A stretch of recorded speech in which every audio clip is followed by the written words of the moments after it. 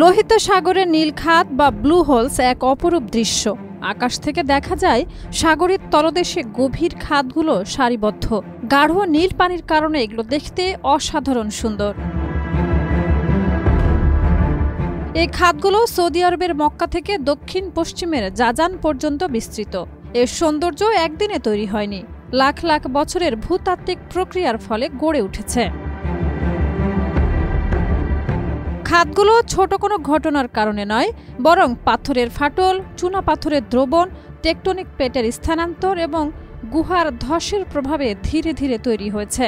তাই এগুলো ভূতাত্ত্বিকদের জন্য অমূল্য তথ্যের উৎস। বিজ্ঞানীরা খাদের প্রাচীর ও তলদেশে জমে থাকা পলিমাটির মাধ্যমে প্রাচীন জলবায়ু, সমুদ্রপৃষ্ঠের পরিবর্তন এবং লোহিত সাগরের অববাহিকার বিকাশ সম্পর্কে জানতে পারেন। মধ্য আমেরিকার বেলিজ, চীন এবং সংযুক্ত আরব আমিরাতেও এমন খাদ আছে, তবে সৌদি আরবের খাদগুলো অনেক বিস্তৃত। এখানে কচ্ছপ, মাছ, স্তন্যপায়ী ও অমেরুদণ্ডী প্রাণী বসবাস করে। পরিবেশ ও বৈজ্ঞানিক গুরুত্বের কারণে সৌদি আরব এই খাতগুলোকে সংরক্ষিত এলাকা ঘোষণা করেছে।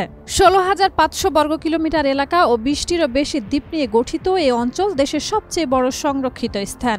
এটি দেশটির ভিশন 2030-এর সঙ্গে মিলিত, যা সংরক্ষিত এলাকার বৃদ্ধি ও পর্যটন উন্নয়নকে লক্ষ্য করে।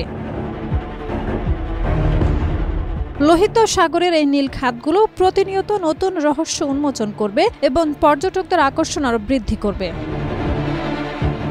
শাহিদা রুবি, মাই টিভি।